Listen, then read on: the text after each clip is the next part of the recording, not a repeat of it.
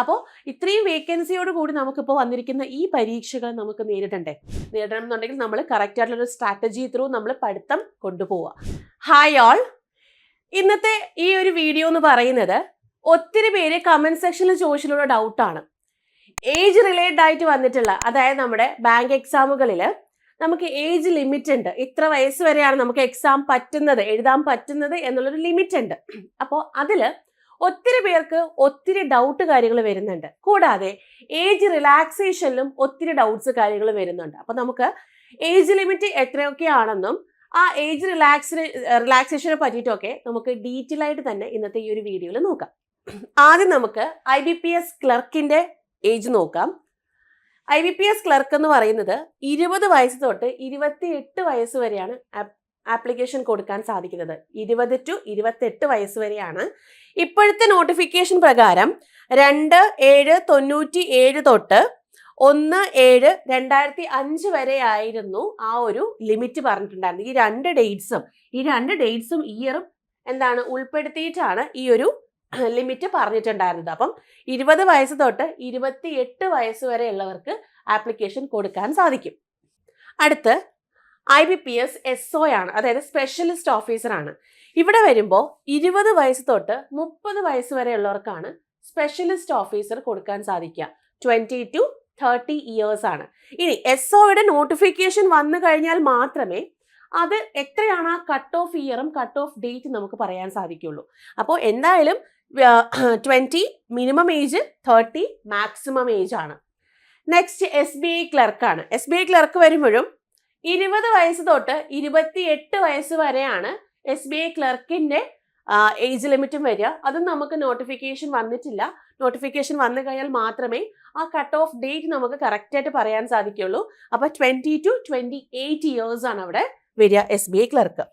അടുത്ത SBI SO വരുമ്പോഴോ 21 വയസ്സ് തൊട്ട് 45 വയസ്സ് വരെയാണ്. ഇപ്പൊ 45 വയസ്സ് വരെ എന്ന് പറയുമ്പോൾ ചില കണ്ടീഷൻസ് ഒക്കെ അവിടെ വരും. അതായത് അവിടെ ഇപ്പോൾ നേരത്തെ തന്നെ സർവീസിലുള്ള ഇരുന്ന ആൾക്കാരുണ്ടാവും.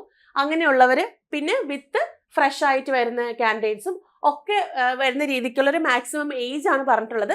മിനിമം 21 വയസ്സാണ്, മാക്സിമം 45 ഇയേഴ്സ് ആണ് SBI SOയുടെ കേസിൽ വരുമ്പോൾ. നെക്സ്റ്റ് RRB PO ആണ്. RRB PO എന്ന് പറയുമ്പോൾ നമ്മുടെ regional rural bank IBPS RRB PO ആണ്. അത് 18 വയസ്സ് തൊട്ട് 30 വയസ്സ് വരെയാണ് അവിടുത്തെ ഒരു ഏജ് ലിമിറ്റ് വരിക. 18 to 30 years. Next IBPS RRB clerk ആണെങ്കിലോ 18 വയസ്സ് തൊട്ട് 28 വയസ്സ് വരെ. അപ്പോൾ നമ്മൾ നോക്കുമ്പോൾ നമുക്കറിയാം, RRB ക്ലർക്ക് ആയിരുന്നാലും RRB PO ആയിരുന്നാലും നമ്മൾ സാധാരണ IBPS ക്ലർക്ക് IBPS PO ഒക്കെ നമുക്ക് 20 തൊട്ടാണ് സ്റ്റാർട്ട് ചെയ്യുന്നത്. പക്ഷേ RRB clerk and RRB PO 18 വയസ്സ് തൊട്ടാണ് നമുക്ക് സ്റ്റാർട്ട് ചെയ്യുന്നത്. അപ്പൊ അതൊന്ന് ശ്രദ്ധിച്ചേക്കുക. 18 to 28 ഇയേഴ്സ് വരെ വരുന്നവർക്ക് ആപ്ലിക്കേഷൻ കൊടുക്കാൻ സാധിക്കും. ഗ്രാജുവേറ്റ് ലെവൽ പോസ്റ്റ് ആണ്, അത് ഓർത്തേക്കുക. നെക്സ്റ്റ് വരുന്നതാണ് RRB സ്കെയിൽ 2, അതായത് മാനേജർ പോസ്റ്റ് ആണ്. സ്കെയിൽ 2ന് 21 വയസ്സ് തൊട്ട് 32 വയസ്സ് വരെ ഉള്ളവർക്ക് ആപ്ലിക്കേഷൻ കൊടുക്കാം. 21 to 32 വയസ്സ്. അടുത്ത സ്കെയിൽ 3 വരുമ്പോൾ അത് സീനിയർ മാനേജർ ആണ്. അത് 21 വയസ്സ് തൊട്ട് 40 വയസ്സ് വരെ ഉള്ളവർക്കാണ് ഈ ഒരു സീനിയർ മാനേജർ കൊടുക്കാൻ പറ്റുക. ഇതിലെ സ്കെയിൽ 2ഉം സ്കെയിൽ 3യും നമുക്ക് എക്സ്പീരിയൻസും കാര്യങ്ങളും ഒക്കെ വേണം എന്നുള്ള പോസ്റ്റുകളാണ്. സ്കെയിൽ 2ഉം സ്കെയിൽ 3യും മാനേജറും സീനിയർ മാനേജറും. അതുകൊണ്ടാണ് ആ ഒരു വയസ്സുകൾക്ക് ഇത്രയും ഒരു വ്യത്യാസം വന്നിട്ടുള്ളത്. അടുത്ത RBI അസിസ്റ്റന്റ് ആണ്, അതായത് റിസർവ് ബാങ്ക് ഓഫ് ഇന്ത്യയുടെ അസിസ്റ്റന്റ് പോസ്റ്റ് ആണ്. അത് 20 വയസ്സ് തൊട്ട് 28 വയസ്സ് വരെയാണ് അവിടുത്തെയും ഏജ് ലിമിറ്റ് വരുന്നത്. ഇനി RBIയുടെ ഗ്രേഡ് B ഓഫീസർ ആണെങ്കിൽ, ഓഫീസർ പോസ്റ്റ് ആണെങ്കിൽ 21 വയസ്സ് തൊട്ട് 30 വയസ്സ് വരെയാണ് RBI ഗ്രേഡ് B ഓഫീസർ പോസ്റ്റിലേക്കുള്ള ഏജ് ലിമിറ്റ് വരുമ്പോൾ. അടുത്ത SBI PO ആണ്. SBI PO വരുമ്പോൾ 21 വയസ്സ് തൊട്ട് 30 വയസ്സ് വരെയാണ്. 21 to 30 ഇയേഴ്സ് ആണ് SBI PO. ഇനി IBPS PO വരുന്ന സമയത്തോ 20 വയസ്സ് തൊട്ട് 30 വയസ്സ് വരെയാണ്. 20 to 30 ഇയേഴ്സ് ആണ് IBPS PO വരിക. SBI PO ആണെങ്കിൽ 21 to 30 ഇയേഴ്സ് ആണ്. അപ്പൊ അവിടെ അങ്ങനത്തെ ഏരിയ വരുമ്പോഴാണ് മിനിമം ഏജിനും മാക്സിമം ഏജ് നമുക്ക് വലിയ പ്രശ്നമില്ല. പക്ഷെ മിനിമം ഏജ് വരുന്ന രീതിയിലാണ് ചിലത് 18 വയസ്സായിരിക്കും, ചിലത് 20 വയസ്സായിരിക്കും, ചിലത് 21 വയസ്സായിരിക്കും. അതായിരിക്കും നമുക്ക് അവിടെ ആ ഒരു കൺഫ്യൂഷനും കാര്യങ്ങളൊക്കെ തോന്നാനുള്ള കാര്യം. ഇനി ഏജ് റിലാക്സേഷനെ പറ്റി നമുക്ക് ഡീറ്റെയിൽ ആയിട്ട് നോക്കണ്ടേ. ഏജ് റിലാക്സേഷൻ എന്ന് പറയുമ്പോൾ എന്താണ്, നമുക്ക് നമ്മുടെ ഓരോ കാറ്റഗറീസ് ഉണ്ട്, ആ ഓരോ കാറ്റഗറീസിനും ഇത്ര വർഷം കൂടി എക്സ്ട്രാ എഴുതാൻ സാധിക്കും, അല്ലെങ്കിൽ ആ ഒരു റിലാക്സേഷൻ ഉണ്ട് എന്നുള്ളത് പറയുന്നതാണ് ഏജ് റിലാക്സേഷൻ. ഇപ്പോൾ നമ്മുടെ യു ആർ എന്ന് പറയുമ്പം ജനറൽ ആണ്. യു ആറും ഇ ഡബ്ല്യു എസിനും നമുക്ക് ഈ പറയുന്ന ജനറൽ ഏജ് ലിമിറ്റ് അല്ലേ, അതേ പറ്റുള്ളൂ. ബാക്കി SC ST OBC PWBD ex servicemen ഇങ്ങനെയാണ് നമുക്ക് എന്ത് വരുന്നത്, ആ ഒരു ഏജ് റിലാക്സേഷനും കാര്യങ്ങളൊക്കെ വരിക. ഇതിൽ SC STക്ക് ആണെങ്കിൽ 5 വർഷത്തെ റിലാക്സേഷൻ ഉണ്ട്. അതായത് മാക്സിമം 30 വയസ്സ് വരെ വരുന്ന ഒരു പോസ്റ്റിന് അവർക്ക് 35 വയസ്സ് വരെ എഴുതാം. ഇനി 28 വയസ്സ് വരെ വരുന്ന പോസ്റ്റ് ക്ലറിക്കൽ പോസ്റ്റുകളുണ്ട്, അവർക്ക് 33 വയസ്സ് വരെ എഴുതാൻ സാധിക്കും, +5 33 വയസ്സ് വരെ എഴുതാൻ സാധിക്കും. ഇനി OBCയിൽ NCL സർട്ടിഫിക്കറ്റ് ഉള്ളവർക്കാണ് ഏജ് റിലാക്സേഷൻ ഉള്ളത്. അതായത് non creamy layer certificate. Creamy ലെയറും ഉണ്ട്, നോൺ ക്രീമി ലെയറും ഉണ്ട്. ക്രീമി ലെയറിലുള്ള OBC ആണെന്നുണ്ടെങ്കിൽ അവർ ജനറലായിട്ട് തന്നെ കൺസിഡർ ചെയ്യും. നോൺ ക്രീമി ലെയർ, അതായത് വരുമാനം 8 ലക്ഷത്തിന് താഴെ വരുന്ന രീതിക്കുള്ളതാണ് ഈ പറയുന്ന നോൺ ക്രീമി ലെയർ. അപ്പം നോൺ ക്രീമി ലെയർ സർട്ടിഫിക്കറ്റ് ഉള്ളവർക്കാണെങ്കിൽ 3 വർഷത്തെ ഏജ് റിലാക്സേഷൻ ഉണ്ട്. അതായത് ഇപ്പൊ 30 വയസ്സ് വരെ വരുന്ന ഏജിനാണെങ്കിൽ 33 വയസ്സ് വരെ എഴുതാൻ സാധിക്കും.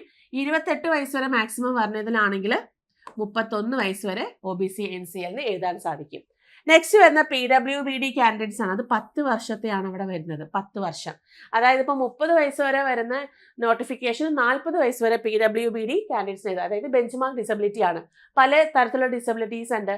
ഹിയറിംഗ് ഇമ്പയർഡ് ഉണ്ട്, വിഷ്വൽ ഇമ്പയർഡ് ഉണ്ട്, ലോക്കോ ഇപ്പോൾ ഓർത്തോപെഡിക്കലി പ്രശ്നം വന്നിട്ടുള്ള അങ്ങനെയൊക്കെയുള്ള ഡിസബിലിറ്റീസ് ഉള്ള കുട്ടികളുണ്ട്. അപ്പം അവർക്കാണ് ഈ 10 വർഷത്തെ വരുന്നത്, ഏജ് റിലാക്സേഷൻ വരുന്നത്. ഇനി നെക്സ്റ്റ് എക്സ് സർവീസ്മെൻ അല്ലെങ്കിൽ ഡിസേബിൾഡ് എക്സ് സർവീസ്മെൻ. അപ്പൊ ഡിസേബിൾഡ് ആയിട്ടുള്ള എക്സ് സർവീസ്മെനും അതുപോലെ തന്നെ നമ്മളെ എക്സ് സർവീസ്മെനും ആണെന്നുണ്ടെങ്കിൽ അവരുടെ കണ്ടീഷൻ ഇങ്ങനെയാണ്. Actual period of service rendered in the defence forces. അതായത് ഡിഫൻസ് ഫോഴ്സസിൽ അവർ റെൻഡർ ചെയ്തിരിക്കേണ്ട ആക്ച്വൽ പീരീഡ് ഓഫ് സർവീസ് എന്ന് പറയുന്നത് സർവീസും +3 years ആണ് പറയുന്നത്. ഓക്കെ. ഇനി SC ST കാറ്റഗറിയിലുള്ള ex servicemen, disabled ex servicemen ആണെന്നുണ്ടെങ്കിൽ 8 വർഷത്തെ റിലാക്സേഷൻ കൂടെ വരുന്നുണ്ട്. അപ്പോൾ actual period of service +3 years ഉള്ള ആൾക്കാർക്കാണെങ്കിൽ മാക്സിമം ഏജ് ലിമിറ്റ് എന്ന് പറയുന്നത് 50 years വരെ എഴുതാൻ സാധിക്കും എന്നുള്ളതാണ്. ഇത് എക്സ് സർവീസ്മെന്റെ കാര്യമാണ്. എക്സ് സർവീസ്മെൻ അല്ലെങ്കിൽ ഡിസേബിൾഡ് ആയിട്ടുള്ള എക്സ് സർവീസ്മെന്റെ കാര്യമാണ് പറയുന്നത്. ഇനി വിഡോസ്, അതുപോലെ ഡിവോഴ്സ്ഡ് വുമൻ, നെക്സ്റ്റ് നമ്മുടെ ജുഡീഷ്യലി സെപ്പറേറ്റഡ് പക്ഷേ നോട്ട് റീമാരീഡ്. അതായത് ലീഗലി സെപ്പറേറ്റ് ചെയ്തിട്ട് നോട്ട് റീമാരീഡ് അങ്ങനെ വരുന്ന ആൾക്കാർക്കുണ്ടെങ്കിൽ അവർ UR അല്ലെങ്കിൽ EWS കാറ്റഗറിയിലുള്ള ആൾക്കാരാണെങ്കിൽ അവർക്ക് 35 വയസ്സ് വരെ എഴുതാൻ സാധിക്കും. OBC കാറ്റഗറി ആണെങ്കിൽ അവർക്ക് 38 വയസ്സ് വരെ എഴുതാൻ സാധിക്കും. SC ST കാരാണെങ്കിൽ അവർക്ക് 40 വയസ്സ് വരെ എഴുതാൻ സാധിക്കും. അതായത് വിഡോസ്, ഡിവോഴ്സ്ഡ് വുമൺ, ഇനി ലീഗലി സെപ്പറേറ്റ് ചെയ്തിട്ട് റീമാരി ചെയ്യാൻ പാടില്ല. അങ്ങനെയുള്ളവർക്കാണ് ഈ പറയുന്ന ഏജ് റിലാക്സേഷൻ വരുന്നത്. UR അല്ലെങ്കിൽ EWSന് 35 വയസ്സ് വരെ, OBCക്ക് ആണെങ്കിൽ 38 വയസ്സ് വരെ, SC STക്ക് ആണെങ്കിൽ 40 വയസ്സ് വരെയാണ് എഴുതാൻ സാധിക്കുന്നത്. അപ്പോൾ ഈ കാര്യമാണ് നമുക്ക് ഏജ് റിലാക്സേഷനകത്ത് മെയിൻ ആയിട്ട് വരുന്നത്. അപ്പോൾ ഈ ഒരു കാര്യങ്ങൾ വളരെ വ്യക്തമായിട്ട് തന്നെ അറിഞ്ഞിരിക്കുക. ഓരോ പോസ്റ്റിന്റെയും ഏജ് ലിമിറ്റ് ഞാൻ പറഞ്ഞിട്ടുണ്ട്. അതിന്റെ കൂടെ തന്നെ ഏജ് റിലാക്സേഷൻ ഓരോ പോസ്റ്റിലും ഇതൊക്കെ തന്നെയാണ് നമുക്ക് ഏജ് റിലാക്സേഷനും കാര്യങ്ങളും വരിക. അപ്പോൾ ഈ ഏജ് റിലാക്സേഷന്റെ സർട്ടിഫിക്കറ്റ് ഇപ്പം SC ST certificate, OBC certificate അത് NCL ആയിരിക്കണം. PWBD സർട്ടിഫിക്കറ്റ്, എക്സ് സർവീസ്മെനിന്റെ സർവീസ് കാണിക്കുന്ന സർട്ടിഫിക്കറ്റ്, അതുപോലെ widows, divorced woman, legally separated not remarried ആയിട്ടുള്ളവർക്കുള്ള സർട്ടിഫിക്കറ്റ് കാര്യങ്ങളൊക്കെ നിങ്ങൾ എന്ത് ചെയ്യണം, നമ്മൾ DV സമയത്ത് ഡോക്യുമെന്റ് വെരിഫിക്കേഷൻ സമയത്ത് ഇതെല്ലാം നമ്മൾ പ്രസന്റ് ചെയ്യണം. നമ്മൾ ഏതെങ്കിലും ഏജ് റിലാക്സേഷനിൽ കൊടുത്തിട്ടുണ്ടെന്നുണ്ടെങ്കിൽ അത് ആ സമയത്ത് നമ്മൾ പ്രസന്റ് ചെയ്തിരിക്കണം. ഇനി ഡോക്യുമെന്റ് എല്ലാം സെൻട്രൽ ഗവൺമെന്റ് അതോറിറ്റീസിനെ കൊണ്ട് തന്നെ നിങ്ങൾ എന്ത് ചെയ്യാം, അറ്റസ്റ്റ് ചെയ്യിപ്പിച്ചിട്ട് വേണം നിങ്ങളത് കാണിക്കാൻ.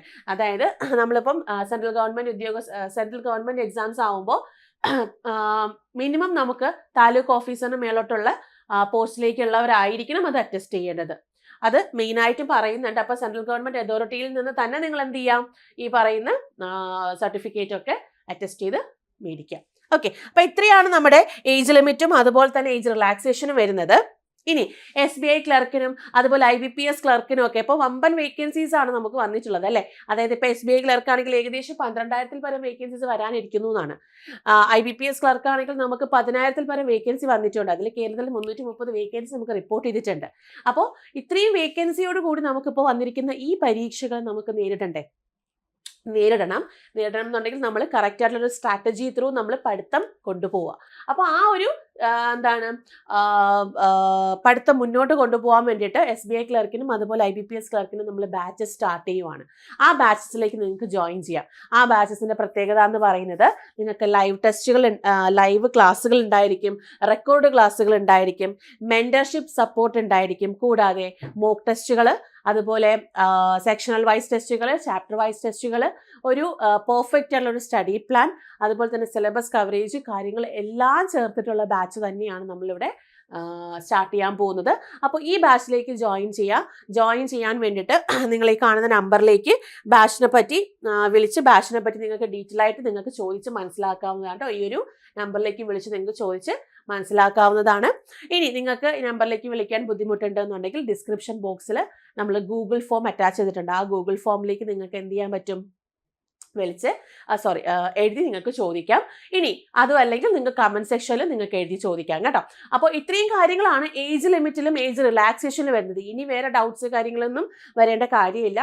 നിങ്ങളുടെ വയസ്സ് നോക്കുക, നിങ്ങളുടെ ഇയർ നോക്കുക, നിങ്ങൾ കറക്റ്റായിട്ട് തന്നെ ആപ്ലിക്കേഷനും കാര്യങ്ങളും ചെയ്തു പോവുക. ഇനി എന്തെങ്കിലും ഡൗട്ട് ഉണ്ടെങ്കിൽ താഴെ കമന്റ് സെക്ഷനിൽ പോസ്റ്റ് ചെയ്യാം കേട്ടോ. അപ്പോൾ നമുക്ക് എന്തായാലും ഞാൻ ഇവിടെ വെച്ച് ഈ ഒരു വീഡിയോ വൈൻഡപ്പ് ചെയ്യാണ്. നമുക്ക് അടുത്ത ക്ലാസ്സിൽ വീണ്ടും കണ്ടുമുട്ടാം. അതുവരേക്കും താങ്ക് യു, ബൈ.